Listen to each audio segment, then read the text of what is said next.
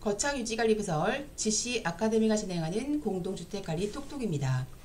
오늘의 공동주택관리 톡톡은 사업자 선정 지침 바로 알기 첫 번째 시간으로 사업자 선정 지침의 기초 이해 일부입니다. 저는 사업자 선정 지침의 기초 이해를 1부와 2부로 나누어 진행하고자 합니다.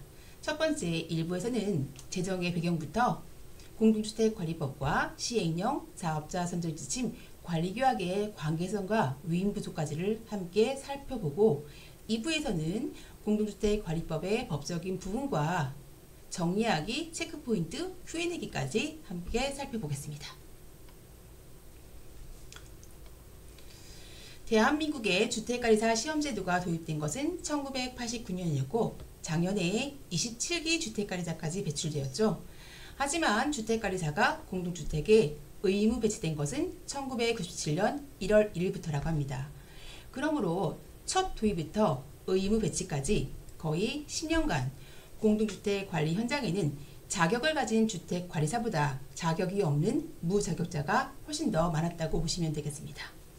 그래서인지 IMF가 한창이던 1998년 서울지검 서부지청에서 방수도색과 관련돼 뒷돈을 받은 동대표 12명이 구속되는 사건이 발생했습니다. 당시 김대중 대통령은 엄청난 분노를 느꼈고 대대적으로 단속을 벌여 2달간 아파트 비리 척결에 대해서 단속 결과 전국의 8,864개 단지 중에서 거의 4분의 1 정도에 해당하는 1996개 단지가 불법행위가 발견되었습니다. 관련자가 무려 5,838명이었고 그 중에 23%가 관리소장이었습니다. 관리소장은 도둑놈이라는 말이 많이 나왔고 147명이 구속되었고 1990년도에 피해액의 규모가 170억이어서 단일 일반법제 사건으로는 국내 최대 규모라고 연일 방송과 신문에서 아파트에 입찰 비리가 있었고 또 아파트는 비리의 온상, 관리소장의 뒷돈 거래 이런 말들이 나왔습니다. 정부가 가만히 있을 수가 없었고 또 막 이제 움트기 시작한 주택관리사 협회도 가만히 있을 수가 없었습니다. 그래서 2009년 8월 주택관리사 협회와 K아파트가 시스템 위탁계약을 맺으면서 주택관리사 협회를 통해서 입찰 공고를 게시하게 됐습니다. 그리고 이러한 노력 끝에 2010년 7월 6일 국토해양부 고시 제2010-4455를 시작으로 주택관리업자 및 사업자 선정 지침에 관한 고시가 시행되게 됩니다. 목적을 보시면 아파트 비리로부터 출발했기 때문에 아파트의 각종 비리를 근절하는 것. 두 번째가 관리비 절감. 세 번째가 주택관리업자나 아파트 공사 관련해서 용역사업자를 선정할 때 경쟁 입찰로 선정하는 것. 그리고 가장 안타까운 부분인 낙찰 방법은 최저가 낙찰제로만 선정하는 것. 이렇게 해서 주택관리업자 및 사업자 선정 지침이 출범하게 되었고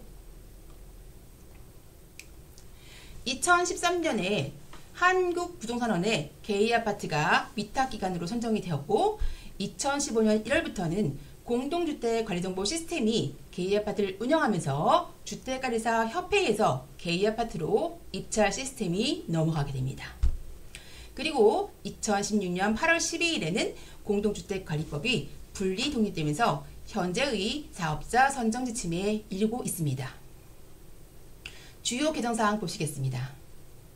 2010년 7월 6일에 최저가 낙찰제 공개 경쟁 입찰 방식으로 사업자 선정 지침이 제정이 되었고요. 최저가 낙찰제로만 선정하던 문제점이 있었기 때문에 바로 다음번 개정에서 적격 심사제가 도입이 됩니다. 2022년에 3월 1일에는 K아파트의 전자 입찰 방식이 적격 심사제까지 확대가 되었고요. 말도 많고 탈도 많고 또 쪼개기 계약 등의 폐해가 속출했던 수의 계약의 한도가 500만원으로 상향 조정된 것은 2023년 6월 13일이었습니다. 현재 시행 중인 사업자 선정 지침은 제2024-1969인데요. 개정은 2024년 4월 11일이었습니다. 전자입찰 시스템의 의무화에 따라서 여러 가지 규제와 합리화되었고 인감 증명서가 삭제가 되었고 대리인란도 삭제되었습니다. 입찰 공고의 공개를 2번에서 1번으로 단일화시켰고 입찰 참가 자격도 명확화되었습니다. 제출서류 19조와 27조인데 11개로 분명하게 명시가 되었습니다. 그래서 사업자 선정지침은 2013년 4월 12일부터는 국토교통부 고시로 명칭을 바꾸었고 현재까지 총 15번 개정이 되었습니다. 그러면 우리가 왜 이렇게 어려운 사업자 선정지침을 이해하셔야 할까요? 사업자 선정지침을 위반하시면 과태료가 500만원 알고 계시죠? 이 과태료는요, 관리주체가 선정할 때도 받으시고 입주자 대표회의가 선정할 때도 받으십니다. 공동주택관리법 제102조 과태료 제3항 제2호사항인데 한국주택관리연구원의 연구 결과와 아파트 신문의 보도자료를 보시면 과태료의 유형을 한번 분석해 보았습니다. 그랬더니 수의계약의 위반이 전체 사업자 선정지침 과태료 중 37%, 거의 40%에 육박하네요. 별표 2의 항목입니다. 입찰 공고 위반, 적격심사 등 평가 절차 위반이 23%, 보증금 미증구, 사업자 선정 결과 미공개, 기타 계약 절차 위반, 상위의 3가지 항목만 합쳐도 거의 85%가 넘어갑니다. 이 결과를 보시면 동료분들께서 이러한 업무에 대해서 조금은 이해도가 부족하시거나 업무의 숙련도가 부족하신 것이 아닌가라는 생각이 들 수밖에 없습니다. 사업자 선정지침은 헌법과 법률 또는 상위 명령에 따라서 수건이 있는 법규 명령으로 그 범위와 내용을 위반하시면 처벌을 받습니다. 바로 과태료 처분이죠. 1조의 목적을 보시면 시행령 제5조 제2항 제1호에 따른 주택관리업자의 선정과 제25조에 따른 사업자 선정과 제5조 제1항에 따른 전자입찰 방식에 관해서 위임된 사항과 그 시행에 필요한 사항을 규정하는 것이 목적이라고 그 범위와 내용이 아주 분명히 적혀 있습니다. 그러면 이렇게 수건이 있는 법규 명령인 사업자 선정지침이 과연 법적으로 구속력도 있을까요? 그 구속력에 대한 판례가 있어서 제가 한번 가져봤습니다. 수원지방법원 2023년 4월 27일의 선고 판례입니다. 법적인 구속력이 있으므로 시정명령과 공사중지 명령을 처분을 취소해라 라는 판례 참고하시기 바랍니다.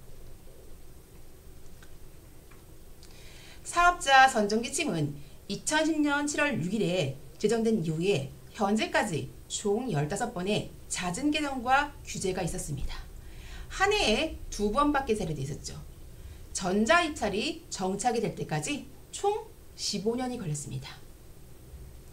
제가 생각하는 가장 큰 어려움은 3번째입니다.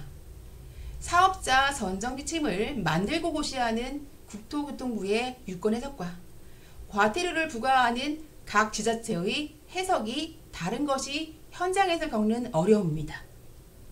그래서 이 처분에 불복해서 소송을 제기하신 분들도 많으시죠. 그런 경우에도 같은 사안이라 할지라도 전문가 집단인 관리주체와 관리소장에게 법원은 입주자 대표회의보다 훨씬 더 가혹한 처벌을 내리는 이중잣대를 들이밀고 있습니다. 그래서 많게는 전체 과태료 중에서 사업자 선정과 관련한 과태료가 70%를 차지할 만큼 이제는 경험이 많으신 분들도 초보 소장님들도 피하고 싶은 업무의 영순위가 되고 말았습니다. 하지만 제가 생각하기에는 피하고 싶은 업무일수록 조금 더 차분하게 조금 더 차근차근 이해하실 필요가 있지 않을까 생각합니다. 제가 앞서 사업자 선정지침은 국토교통부 고시라고 말씀드렸죠.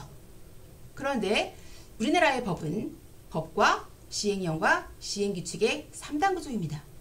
그런데 이렇게 떡하니 사업자 선정지침이 시행규칙의 자리에 차지하고 있네요. 예, 맞습니다. 사업자 선정지침은 시행규칙이 아니라 지침입니다. 그래서 제가 4단 구조를 한번 그려봤는데요. 이렇게 지도와 같이 맵을 그려보시면 업무를 이해하실 때 훨씬 더 편리하시고 어떤 것이 법적인 사항이고 어떤 것이 지침 사항이고 어떤 것이 규약인지를 구분하실 수가 있습니다. 함께 그려볼까요? 공동주택관리법 제25조는 관리비 등의 집행을 위한 사업자 선정, 적용의 대상과 사용의 금원과 어떤 것으로 설정할지, 그리고 사업자 선정의 방법을 대통령령으로 정하는 방법에 따른다라는 내용입니다. 곧 대통령령으로 그 방법을 위임한다라는 내용이죠. 위임을 해볼까요? 공동주택관리법 시행령 제25조 제목은 동일합니다. 관리비 등의 집행을 위한 사업자 선정. 가장 중요한 내용 나오죠. 계약의 주체와 집행의 주체. 세 가지가 나옵니다. 관리 주체의 선정과 집행, 입주자 대표의 선정과 집행, 입주자 대표의 선정, 관리 주체 집행.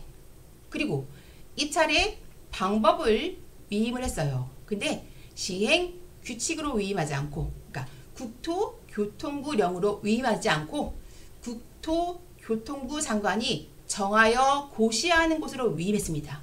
그 고시 내용이 바로 주택관리업자 및 사업자 선정 지침에 관한 국토교통부 고시 제2024-1969호입니다.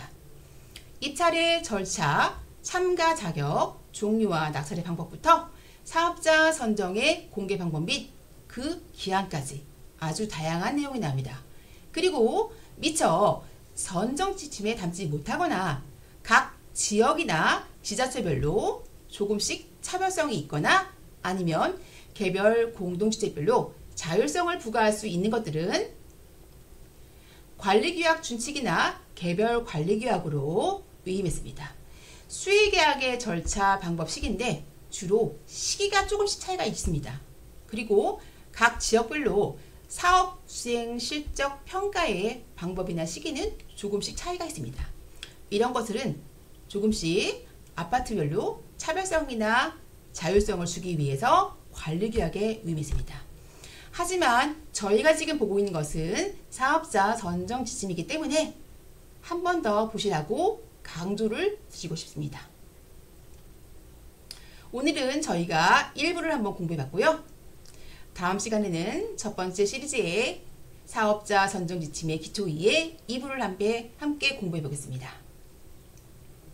아는 것이 힘입니다. GC 아카데미는 가장 가까운 곳에서 여러분과 함께 고민하고 함께 성장하겠습니다. 공동주택 관리 톡톡 지금까지 GC 아카데미 부대표 나경이었습니다.